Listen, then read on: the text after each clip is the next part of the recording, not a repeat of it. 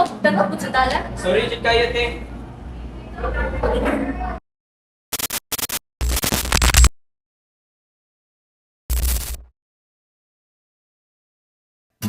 Tungalay kong arana para sa dalagang walang kasing ganda. Amoy rosas ang nanunuyok kung nanaisin ng tadhanang mapalin lang. Di hahayaan mawala pa itong liham na Hala, kapaan ka? Kinaba? Nahihirapan ako mohinga. Naku, may sakit ka. Tatawagin ko na ang mga gagamot.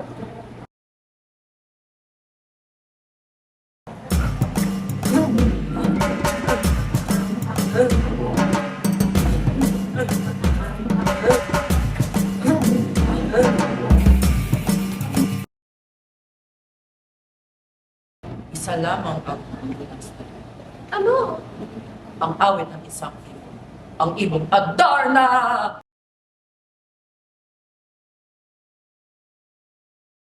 Ha ha ha! Kaya lang to. Ako ang pinakamacho sa aming mga kapatid at ako pa ang panganay. Ha ha ha!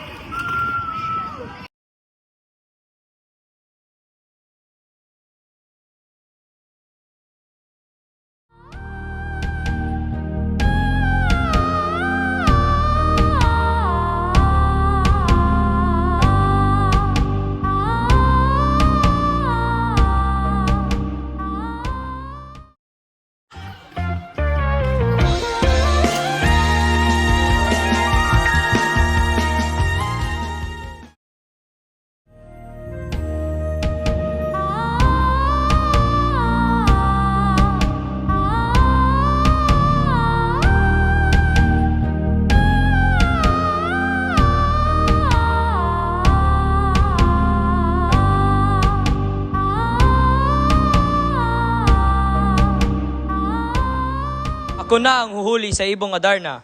Hindi bumabata si Ama at gustong gusto ko na makita ang aking mga kapatid.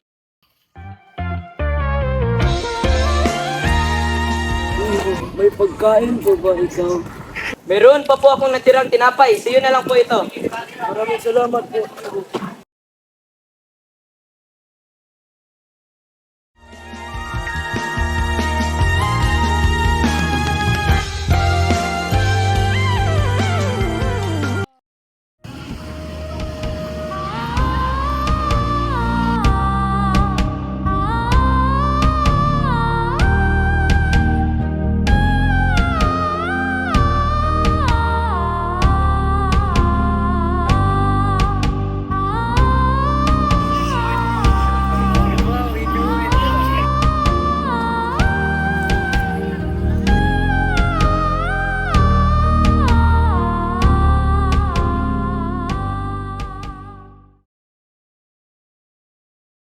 Uy, ang tagal na natin hindi nagkita.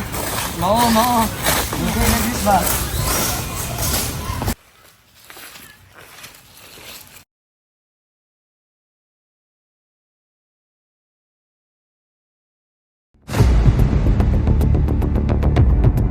Hoy, Don Juan!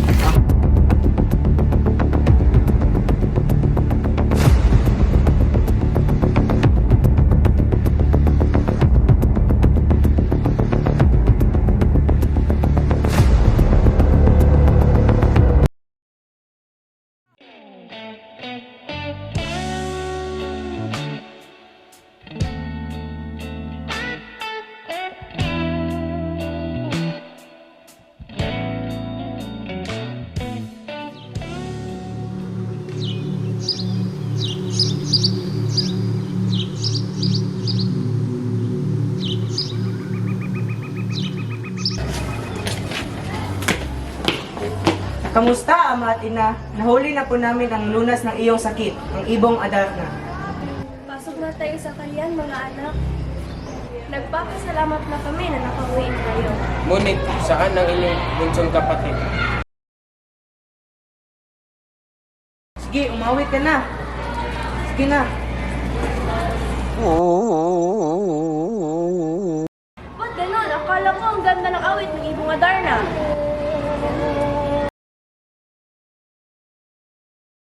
Sa totoo lang, si Don Juan talaga ang nakadakip sa akin. Pauwi sa Brevania, binugbog ng iyong dalawang anak ang iyong bunso. Ipapakulong po kayong dalawa sa inyong ginawa kay Don Juan. Ama, hindi mo na sila kailangan ipakulong. Napatawad ko na sila. Mawit ka na, ibon.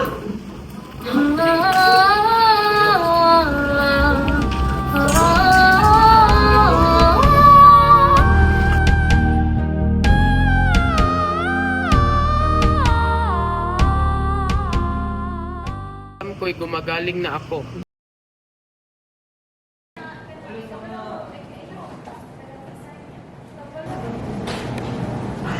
Umawit ka, umawit ka.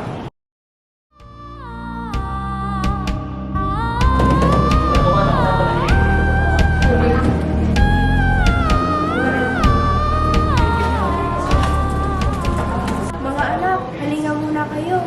Inutusan ng reyna ang kanyang mga anak na bantayan ang ibong Adarna sa iba't ibang oras. Si Don Pedro sa umaga, si Don Diego sa gabi, at si Don Juan sa madaling araw.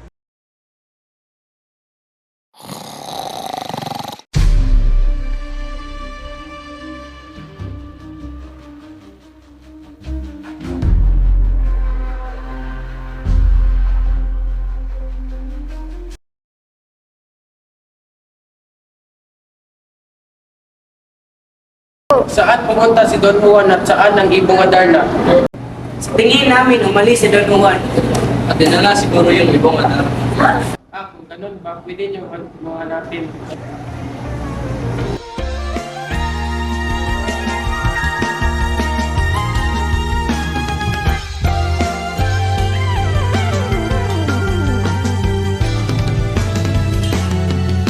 Nagsimula sa simple na pasulyap-sulyap. Hala, tingnan nyo! May balon na ginto! Kung subukan kaya natin pumasok dito. Sigurado ka ba dyan? Parang napakalalim niya na. Ako ang unang susubok.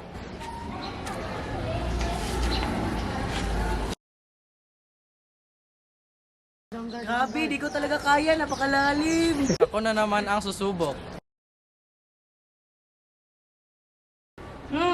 Ano na lang kayang gagawin natin? Kung ako na lang kayang bababa sa balon. Go Don Juan! Go Don Juan! Go Don Juan!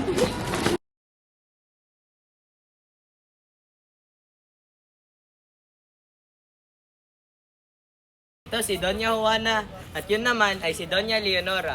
Naligtas ko sila sa serpente at higante. Ako si Don Pedro at ikaw ang pinakamagandang babae na nakita ko sa buong mundo.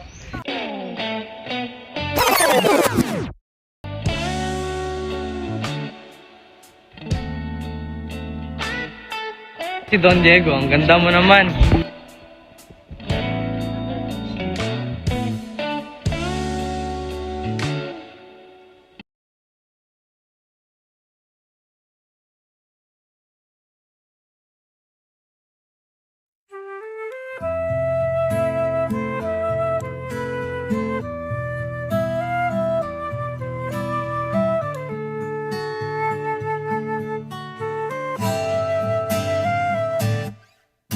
Tungalay kong arana para sa dala. Pasensya na po, Ama. Na hindi namin nahanap si Don Juan. Mabuti na lang nakauwi kayo ng ligtas. Ama, mahiling sana kami sa iyo.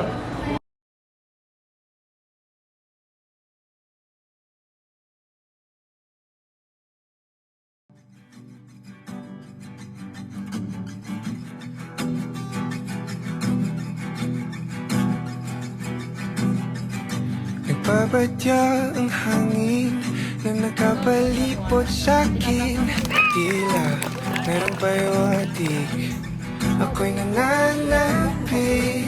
Di naman napilitan, kusa na lang naramdaman. Ang di inaasahang papunglay ng kalawakan. Iba sa paligid umawit-awit, natutulala sa nagkakaakit-akit mong tinatangi, napapangiti. Ikaw lang ang pipiliin, o wala nang iba. Ikaw ang panalangin na makasama hanggang sa pagtanda at lagi. Ano ba naman yung utos ng tatay mo? Imposibleng gawin. Sige lang, tutulungan kita. At dahil natapos mo ang aking mga utos, ang mapipili mong kamay ang iyong pakakasalan. Kung nanaisin ng tadhanang mapalin lang, di hahayaan